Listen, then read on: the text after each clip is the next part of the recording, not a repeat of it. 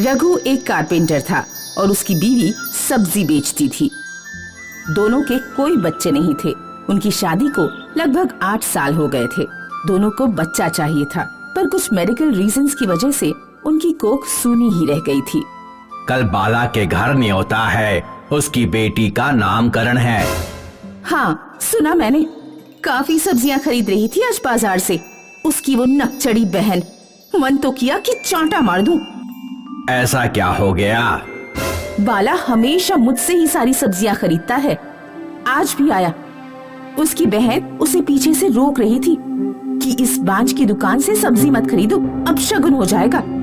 बड़ा मुंह चलने लगा है उसका। मैं कल ही बाला को बोलता हूँ, दोबारा ऐसी बातें की तो मुझसे बुरा कोई नहीं होगा। छोड़िए जी, सच तो कह रही थी वो। ऐसे दिन भर इतने ताने सुनने पड़ते हैं कि अब तो आदत ही हो गई है। हीरा भाभी, आप वहाँ क्या कर रही हैं? आप आशीर्वाद ना ही दे तो अच्छा होगा। जाइए, आप किचन में हेल्प कर दीजिए। हम किचन में हेल्प करने नहीं आए हैं सुनीता, हम बच्चों को आशीर्वाद देने आए हैं। आशीर्वाद तो आप दोनों को चाहिए, आप हमें क्या देंगे? सुनीता की बात सुनकर कई सारे गांव वाले रघु और हीरा को देख हंसने लग जाते हैं। दोनों को बहुत बुरा लगता है और दोनों वहाँ से निकल जाते हैं। इस सुनीता की तो मैं बहुत हो गया। आज सारे गांव वाले थे इसलिए छोड़ दिया, वरना उसकी क्लास ले लेता मैं। सुनिए, वो देखिए। क्या है? क्या हुआ तुम्हें?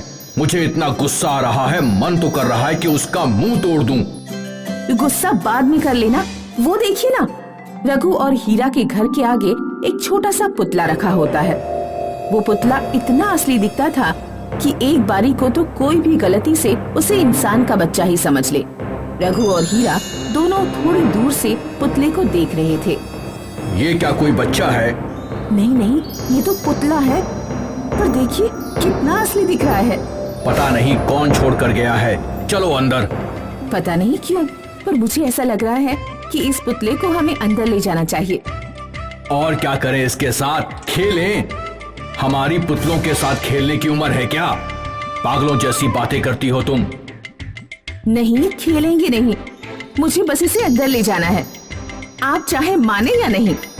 हीरा उस पुतले को अपने बगल में रख सो जाती है। रात को उसे लगता है कि कोई उससे बात कर रहा है। वो आंखें खोलती है तो वो पुतला मुस्कुराते हुए उसे देख रहा था। ये जिंदा? घबराओ मत, मैं सिर्फ तुम्हारी मदद करने आया हूँ। दूसरी सुबह रघु उठकर काम के लिए जाने वाला था। उसने देखा कि हीरा किसी से बात कर रही थी। वो किचन में जाकर पूछने ही वाला था कि वो किससे बात कर रही थी कि वो पुतला चलते हुए किचन से बाहर आता है। रघु डर के मारे चिल्ला उठता है। कौन हो तुम? क्या कर रहे हो मेरे घर में? डरिए मत, ये पुतला हमारी मदद करने आया है। ये पुतला कैसे करेगा हमारी मदद? आप देखते जाइए बस। ऐसे बोलते ही वो जादुई पुतला सारा किचन का काम झट से 2 मिनट में कर देता है। अब हीरा और रघु की जिंदगी बहुत आसान हो गई थी। वो पुतला उनके घर के हर काम में मदद करता था और तीनों अभी खुशहाल परिवार की तरह रहने लगे थे। जब से ये पुतला आया है, तब से बच्चे के बारे में कोई सोच ही नहीं है। दिन भर बस इससे ही बातें करते हुए बीत जाता है। हाँ, अब तो मैं भूल जाता हूँ कि ये पुतला है, इंसान नहीं। पुतला उनके सामने बैठकर उनकी बातें सुन रहा था। देखो, तुम्हारे लिए हम नए कपड़े लाए हैं। ये नए कपड़े। कुछ महीने बीते और गांव वालों ने भी महसूस करना शुरू किया कि हीरा और रघु के घर में कोई और भी है। इस बात की जांच करने एक शाम सुनीता उनके घर पहुंच जाती है। हीरा भाभी, कहाँ हो आप? सुनीता, तुम यहाँ कैसे आना हुआ? बस बहुत दिन से आप लोगों को देखा नहीं तो सोचा मिल लूं। पुतला दूसरे कमरे में बैठा हुआ था। हीरा के पीछे पीछे वो भी कमरे से बाहर आता है। सुनीता उस पुतले को चलता देख चौंक जाती है। ये क्या है? ये तो पुतले जैसा लगता है, ये चल कैसे रहा है? हीरा झट से पुतले को पकड़कर कमरे के अंदर बंद कर देती है। वो नहीं चाहती थी कि सुनीता जैसे इंसान को उनके जादुई पुतले के बारे में पता चले। कुछ नहीं, वो खिलौना है, एक दिन हम बाजार से ले आए थे। अच्छा, सच बोल रही हो? बता दो जो भी चल रहा है, मुझसे भला क्या छुपाना। मैं सच बोल रही हूँ। सुनीता वहाँ से चली जाती है और पूरे गांव में ये ढिंढोरा पीट देती है कि हीरा और रघु पागल हो गए हैं और एक पुतले को अपना बच्चा मानने लगे हैं। सारे गांव वाले रात को हीरा और रघु के घर के बाहर चिल्ला रहे हैं। क्या हुआ? आप लोग क्यों चिल्ला रहे हैं?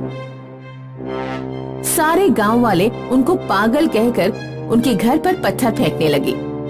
एक पत्थर जाकर हीरा के सर पर लगा और रघु भी उसे बचाने की कोशिश में घायल हो जाता है। ये सब देख पुतले को बहुत बुरा लगता है और वो अपने जादू से एक 10 साल के बच्चे के रूप में घर से निकल के गांव वालों के सामने आ जाता है। ये तो बच्चा है, असली बच्चा। नहीं, ये पुतला है। ये सुबह तक तो पुतला था। इतना बड़ा पुतला कैसे हो सकता है? पागल हीरा नहीं, तुम हो सुनीता। सारे गांव वाले सुनीता को गालियां देते हुए वहां से निकल जाते हैं और हीरा और रघु अपने जादुई पुतले से बने बच्चे के साथ एक खुशहाल परिवार के रूप में जिंदगी बिताते हैं। कहानी रीना की है, जिसकी माँ का स्वर्गवास हो गया था, लेकिन उसके पिता रमेश ने लोगों के कहने पर दूसरी शादी शीला से कर ली थी, जो कि खुद एक गरीब परिवार से थी। शीला पर जिम्मेदारी थी अपने 2 छोटे भाई और एक बहन की। शादी के बाद देखो, मैंने तुमसे शादी सिर्फ अपनी बेटी रीना और बेटे सोनू के लिए की है। मेरे पास खाने पीने की कोई कमी नहीं, मकान भी है। तुम्हें सिर्फ इन बच्चों को माँ का प्यार देना है और इन दोनों को किसी लायक बनाना है। मैं जानती हूँ, लेकिन मेरी मात्र इतनी शर्त है कि मैं कभी भी अपने भाई बहन के लिए कुछ करूं तो आप मुझे टोकिए नहीं, क्योंकि मेरे माता पिता गरीब हैं। चलो ये भी ठीक है, लेकिन मेरे बच्चों को कमी नहीं होनी चाहिए। उन लोगों के बाद जो समय मिलेगा वो तुम अपने भाई बहनों को दे देना। कुछ दिनों बाद शीला को एक बेटा पैदा होता है। शुरू में तो शीला ठीक रहती है, लेकिन फिर एक रोज वो रमेश के जाने के बाद उसकी बीवी की वो अलमारी खोलती है जिसे उसने शीला को छूने तक से मना किया था। तभी वहाँ बड़ा बेटा सोनू आ जाता है। ये क्या है? आप मेरी माँ की अलमारी क्यों खोल कर देख रही हैं? पापा ने मना किया है ना आपको ये छूने से। शीला को सौतेले बेटे सोनू पर गुस्सा तो बहुत आता है, लेकिन वो सोच लेती है कि इस वक्त उसे गुस्से से नहीं बल्कि सोच समझ कर काम करना होगा। अरे बेटा, वो तो हम देख रहे थे कि तुम्हारे पापा का कोई कपड़ा धोने वाला है, तो मशीन में चला देंगे। अब क्या है ना, पापा को रोज जाना होता है कि नहीं? तो कपड़े तो साफ सुथरा चाहिए ना। सोनू को भी नई माँ की बात ठीक लगती है, तो वो वहाँ से चला जाता है। लेकिन एक बार जब घर पर कोई नहीं होता तो शीला पूरी अलमारी खोलकर देखना शुरू करती है। अरे, ये इतना बड़ा बक्सा किस चीज का है? जैसे ही वो बक्सा खोलती है, उसमें भर कर गहने रखे होते हैं। शीला का मन उन गहनों को देखकर ललचा जाता है। हे भगवान, इतने सारे गहने! मैं तो सारे गहने रख लूंगी, लेकिन कैसे?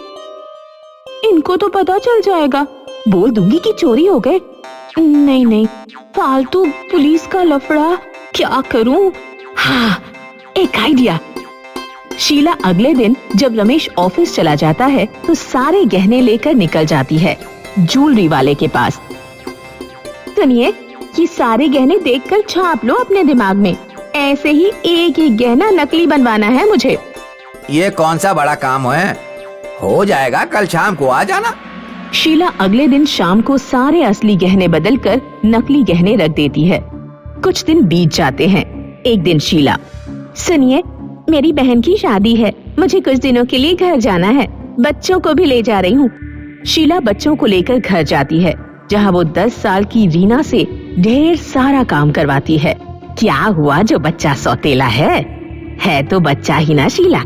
अच्छे लोगों को देखकर तेरी शादी करवाई थी, लेकिन तू तो देख माँ, किसी और का बच्चा पालना मुश्किल नहीं, नामुमकिन है, और मैंने ये शादी सिर्फ आप लोगों के लिए की है।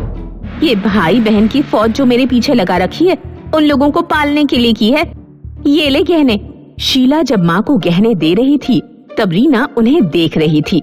रीना की मासूम आंखें उन गहनों को पहचान रही थी। शीला की नजर रीना पर पड़ जाती है। माँ, ये गहने इनकी पहली पत्नी के थे, लेकिन मैंने वैसी ही डिजाइन के नकली गहने अपनी बहन के लिए बनवा लिए हैं। कितने प्यारे हैं ना माँ। अब छोटी की शादी अच्छे घर में होगी। शीला शादी के बाद घर आ जाती है।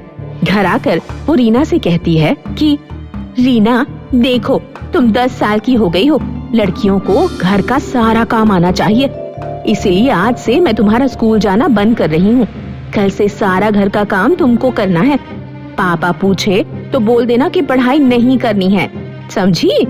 फिर वो बेटे से कहती है, तुम अब इस लायक हो गए हो कि घर का खर्चा उठा सको और छोटे भाई को देखो।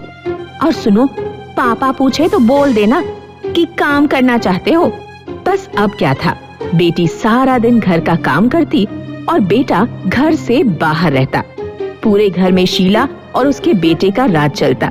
अरे रीना, छोटे भाई को दूध दे दे, कब से बेचारा भूखा है।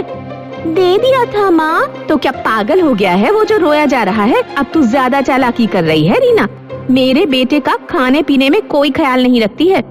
माँ, अब हम लोग तब बड़े हो गए हैं, क्या वो छोटे बच्चे की तरह रोता रहता है? उसको बोलो नौकरी करे। सोनू भी तो नौकरी करता है ना आखिर। हाँ करता है, लेकिन वो पढ़ता भी तो नहीं था ना। अब देख कब से नौकरी कर रहा है, तो तरक्की होकर इतना कमा भी तो रहा है ना कि उसकी शादी के लिए सोचा जाए।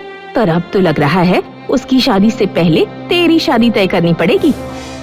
शीला रीना की शादी एक ऐसे घर में कर देती है जहाँ 4 नंदे होती हैं। शीला को लगता है कि वो सब मिलकर रीना को खूब परेशान करेंगी, लेकिन होता उल्टा है। एक दिन शीला रीना के ससुराल जाती है, जहाँ उसकी सास, अरे आइए, कैसे आना हुआ? बस बेटी से मिलने आई थी। हाँ, लेकिन बहू हमारी आराम कर रही है। बेटियों को बोलती हूँ खाना पानी के इंतजाम के लिए। अरे काम करवाया करो बहू से। वहाँ तो मैं सारा काम करवाती थी, उफ न करती थी वो। हाँ, बहुत काम कर चुकी है मेरी बहू अपने हिस्से का। आप क्यों आई हैं ये बताइए। शीला को सास की बात सुनकर गुस्सा आ जाता है और वो वहाँ से चली जाती है। थोड़े वक्त के बाद शीला के पति की मौत हो जाती है। देख, तेरे पिता तो रहे नहीं, तेरी भी शादी हो गई है। अच्छा है तू इस घर को छोड़ दे। वैसे भी जब तक मैं जिंदा हूँ ये घर मेरा ही रहेगा।